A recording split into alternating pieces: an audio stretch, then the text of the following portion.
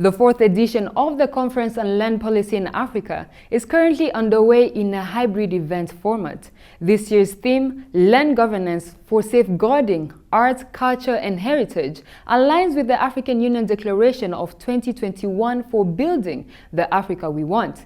Hello and welcome to Focus on Land Policy in Africa Conference, where we will speak to three experts, each from the private sector, academic institutions, and the Chief of African Land Policy Center. I'm your host, Zwena Bachu. If you want to join the conversation, you can tweet us at CNBC Africa, or you can tag me directly at Zwena Bachu. To explain the importance of engaging Africans in conversations around land policy in relation to the preservation of art and culture, we were joined by James Opio, the Chief Agriculture Economist at AFDB. Land and culture go together. Because, for example, we are Rwandese because we have a country called Rwanda, and therefore we enclose by the geographical boundaries of the land called Rwanda, therefore we are Rwandese, in such a way that we derive our identity from the land. Our names are derived from the land that we own, and this land has been owned from generations to generations and passed over to us. And every generation has got its own culture. The culture, they manage the land, the culture, they cultivate, the food, the dressing, about it. So it is all passed to that generation. So land and culture get passed over to together the next generation. Now the fundamental question is, in the contemporary world today, how do you manage land and culture together? So you get the two words, land policy. So the land policy brings in together the cultural identity, your connection to your place of birth. And it is very, very emotive because in many traditional cultures, the umbilical cord of a kid is actually buried in a father's compound to signify that he is a bone of the soil, he is a bone of the land. So that's one aspect of it. The second aspect of it is it shows where you come from in terms of a location. Geographically, you can say this is where God designated us to be. And because of that designation from God, we therefore now manage this property, the capital asset, the natural asset that God gave us on behalf of the future generations. So now the policy aspect of it brings in that element. How do you now develop a policy which brings in sustenance, that this land is used sustainably for the future generations and that it is equitably distributed? Everybody in the community has access to it, and you can easily transfer it. So the policy elements, the policy brings out all those elements, and by embedding culture into it. Historically, when we're being taught in school, land is seen as the primary economic factor. When you look at Africa being, having the fastest growing population globally, and when you look at already over 1.3, 1.4 billion people on the continent, there's a risk of it being one of the most densely, or if not the most densely populated continent in the near future. What kind of effects will this have on the long-term usage of land, and how will this define the policies regarding land in the near future? If you look at today the question of land in Africa, we are the only continent blessed still with enough land, arable land for agriculture. But as you have rightly said, when the population grows, this land gets fragmented. Traditionally, that everybody has to have a piece of it. So that traditional inheritance through fragmentation of land actually degrades the value of the land. The point that when you had 1 acre and you had the 2 sons, you had to divide it into 2. So the value basically now falls down. The other part of it is because there is an increased number of people, there is competition to produce food. So the land is overutilized to produce food to feed the growing population. So it gets degraded. It is not given enough room to rest. But the most important thing is climate change has come into play. Urbanization has come into play. And then we have now the way we live our lives with modernity. We have introduced in more other foods, more other crops, which may not be suitable to our land. So all that has an effect, to the land. Now the thing, what normally happens is that we now bring in elements like sustainable land management.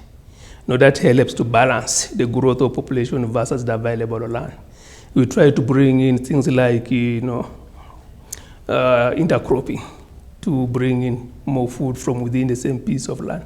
And then we develop in faster growing, foods that basically the land is able to bring. And then we bring in an element of land use planning. How do you ably plan for the lands such that, you get the best use of it? And also knowing the fact that land is a capital asset, as you have said. It is a capital asset that we got from God without any investment. And within that capital asset, it is embedded all our natural assets. Water is embedded within, our mineral is embedded within it, and a number of other items embedded within the land that basically sustain life, the whole biosphere and the whole ecosphere that basically sustain life. So if we fail to manage the land, we are basically mismanaging that natural asset, and therefore the whole ecosystem that sustains life. So land use planning is very fundamental, along with the land policy, which of course spells out to the land use planning. What kind of policy, and if you could use any example from anywhere in the continent, do you think is moving towards the equality and equity usage of land? We have, in our work with the African Development Bank, we have frontier countries that have basically planned their land, developed policies that have been able to help balance, one, the food production, population, access, equity, and control and use of land. We have countries like Rwanda here, has been able to ensure that all the land is equitably used and accessed by every person. And it has been part of legalized. So it is one of the frontier countries. We have Botswana that has done a very good work in the land reform process, especially from administration side of things, guaranteeing ownership through issuance of titles. Then we have countries like Ethiopia. Those are frontier countries in Africa that are actually working to balance the needs of the community with the available resources. Next, we have Joanne Kangwaja, the Chief of African Land Policy Center, who shared with us the potential role of art, culture, and heritage in catalyzing the socio-economic development and integration of the African continent, along with the AU Agenda 2063 for a strategic framework and blueprints to drive inclusive growth and sustainable development. At the African Land Policy Center, when we conceptualized the issue of land governance in Africa, in the context of the AU Agenda on Land, there are 4 aspects that we look at. We look at the issue of the political aspects of land. We all know in Africa it's quite political. And we look at the cultural aspects, as cultural, social, because we know that the genesis of how we organize ourselves is our culture. We also look at the economic aspects of land, and we also look at the environment. So in the context of culture, we are looking at the genesis of our governance. As you know, the majority of Africa's land, 80% or so, is managed under customary authorities. So the interplay of culture is very, very important. And the basis of our creativity, the basis of how we create, the basis of our arts is based on those land resources, the landscapes, the forests, the rivers, and also our grasslands, especially for pastoralists and livestock itself. So there is quite an interplay there. For the younger people, right? When you look at historically, when in the conference, examples were being given of like the Karamojong and how they have a very good land tenure system and how they are organized. And then you look at the new systems that were adapted, especially as colonialism came up, as pacts were being signed on distribution of land across the different African countries. What are some of those lessons that could be picked from what are seen as rural communities, Maasai and the likes, who seem to have figured it out well and maintain those strong cultural values as well and pass them on to generations to what is seen as the more urbanized bits of populations on the continent? So our traditional systems are quite resilient, and the way that we traditionally manage our land is extremely resilient. But in terms of managing land and land resources, our communities knew how to do that, so they conserve as well. So you are not degrading land. If it's pastoralism, you move so that you can allow for the grass to grow again. If it is farmers, you do cultivate, but you also leave it fallow. This is traditional knowledge. They know, for instance, when it's going to rain. They know when there's going to be a drought, and it's all related. So there's a lot to learn in terms of how you govern land. The issue of equity, for instance, land was held in trust for the entire community. So there was no one person who owned the land, but land was held in trust so that everybody who needs to use the land for production or even for cultural, for spirituality and others, you could still use land for that. And now with the advent of colonialism, we have an overlay of structures of governance. That's why we have a pluralistic land administration, land governance system. And the complexity comes in, but we also need to remember that those resilient systems, A, they are legitimate to the communities, but B, there is something to be learned. When you look at how things have been modernized, one key part of our keynote speakers today, they were talking about things like digitization of land systems. Rwanda has done that. Ghana is on its way to do that. Botswana is another country that seems to be also on a good trajectory when it comes to that. Why is this important? Sure. Information is important. Information, data, in order to be able to manage.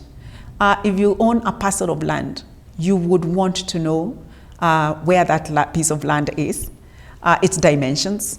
You would want to know who owns that land or who uses the land. That information is important to be able to identify you, the land user, or as the user or the owner of a certain piece of land. Once you do that, it secures you because somebody else knows that this land belongs to you. A long time ago, your neighbors knew that at the end of the river, your land begins until maybe some trees or another valley. That may have been enough then when there were no pressures of land. When there is so much pressure on the land because of urbanization, because of droughts and climate change, which is diminishing our lands and making it more scarce, it becomes important that you know where the land is and document it to yourself. You can also use land as a basis for acquiring productive resources, whether it is capital or other productive resources. So it becomes very important. It's also a piece of identity these days. Okay, like I identify myself with this kind of community. And a long time ago, it was enough that people knew you came from this community. Now, it's not so obvious anymore because we travel, we come back. So I think it's really important that we do that. So digitization makes this information accessible, easily accessible. A typical land administration system in Africa is a bunch of files piled to the ceiling. And when you go to these offices, they try to pull this title from maybe the bottom. It will take you months, if not years, to do that. Why are conversations like today's crucial, especially when you look at the AU Agenda of 2063? Well, the AU Agenda is about how we transform ourselves, how we develop. Again, the 4 pillars or 5 pillars of development are important again. And those pillars are all tied to the land.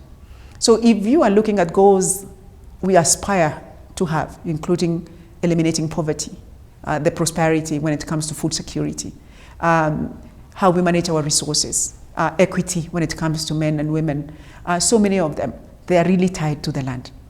There is no way we can talk about equality or equity when men and women do not have the same basis for accessing land or the rights to land. When it comes to productive resources, women who are the ones who cultivate the majority of our land, who are the basis for a lot of the conservation that we do not have control over land. So it becomes important. These issues, these governance issues are important. When it comes to how we manage our regional issues in the context of our regional integration, in the context of trade, our protocols, most of them have land governance there, yet we don't discuss these issues. So it becomes very important that whether it is the issues of the continental free trade area, whether it's issues of industrialization, the basis of all that would depend somehow on the resource which is land. So it becomes extremely important for these kinds of goals. Henry Rexford, professor at Lafayette University, has been involved in land policy for more than 10 years and has consistently challenged orthodox that hinder development in the sector through reforms in land policy. Let's find out what he had to say about the role of land policy in relation to art, culture, and heritage. Well, we didn't want to postpone it because of the pandemic, because the Land Policy Center, which sponsors, basically organizes the conference, is part of the African Union attempt to bring intellectuals, practitioners, government bodies together to share the knowledge that we as professors produce in the academic world, but which sometimes doesn't make it as influences on policy. So when you have that conversation between academics, practitioners in the field, civil society advocates, and of course, policymakers, you have the forum to share the ideas that translate into effective policy that influences people's lives. So for us, it's very real. It's important that we convey that message very clearly and use it to influence the policies that affect people's lives. So for me, that's part of the reason why I'm part of it. You've done some extensive work regarding around land policy systems, land tenure systems on the continent. Yes. Your home country, Ghana, you started up something there in regards to digitization of land. Rwanda has moved tremendously when it comes to that direction. And it's something you've been passionate about and scaling it across Africa. Why is this important? Well, I've been involved in land policy for more than 30 years. And it started with Tanzania. I was the person who wrote the Tanzania land policy, which converted Tanzania from socialism to market. And one of my first objectives was to bring the African cultural traditional institutions into statutory law. So the Village Land Act in Tanzania was a product of the policy I wrote. If you go to Malawi today, they've abolished freehold. And they've created a new tenure category called customary estate. Again, recognition of the indigenous traditional land governance system, which is uniquely identified with not only our personal and cultural identity, but the way communities define their land. You hear about Acholi land, you hear about Kikuyu land. That's how Africans define themselves. So we cannot have policies that are based on alien land governance institutions when we have a system that can operate in a contemporary economy exactly the same way, but is recognized and identified as uniquely African. So for me, the policy reforms that I've been involved in are policies that challenge the orthodox beliefs and recognize that we have governance institutions that can work today only if we are proud enough, given our heritage, to recognize, accept it as the operating law in our own countries. So Ghana is one of them. Ghana has a very rich tradition of traditional governance when it comes to land. It's quite complex, but it's the basis by which Ghanaians define themselves. You go to Sierra Leone, it's the same. It is across the whole continent. African land governance is so uniquely African that it's a shame not to recognize the virtues and the attributes that have sustained our livelihoods and actually challenge any alien models that have been brought here. The customary tenure system has resisted, is very resilient, it is very adaptable to situations, and is very directly related to who we are. So over the years, that's basically been my mission, to work with governments, policymakers, to recognize the virtues of the traditional governance system that we have, and to recognize that it can work to promote growth, investments, without redefining who we are, and it will be uniquely African. So the theme this year, safeguarding our culture, art, heritage, with reference to land governance, is coming back home to me. as a Ghanaian, coming back home is, something that has been preached extensively of late. But I want to touch, the topic, the conversation, the main theme, arts culture, and how this is relatable to land. To many, when they think of art, when they think of artists, they don't see how that ties in with land. And yet, when you look at some of the people you have mentioned actually land. When you look at the Maasai and the likes, isiZulu people, they have systems that have worked and they seem to have kept land. But many a time they are shunned upon of how they are until you study them extensively. How do you combine these two? Reconcile it. Yeah. Well, if you look at land purely as an economic resource, for investment, then you lose sight of the broad dimensions of land in the African cultural context. Okay? So, the oral traditions of Africa, our spoken word, our proverbs, are the ways in which we convey not only our history, our culture, and all the wisdom that help guide people through their lives. So the arts, whether in a theatrical production, craft works that represent different symbols in our culture, the way in which we use our spiritual connections to land to define how we protect our precious land-based resources. Most people don't realize that the kind of taboos that communities use to prevent people from harvesting trees in a forest. They say it's the ancestral forest. Or not polluting water because the water spirit lives in it. For instance, don't kill certain animals because it's your totem. Those are methods that we conserve and preserve our land-based resources. Those are the same things that when we talk about sustainable, climate resilient management of land resources or natural resources, is exactly the same thing that our forefathers have been doing for centuries. And it's ingrained in our culture, in our value systems, in our spirituality, the way we connect our humanity to the very resources that sustain livelihood. It's all tied to land. So if you fail to see that connection, then you lost it. That is all for today's episode of Focus On. Thank you very much for watching.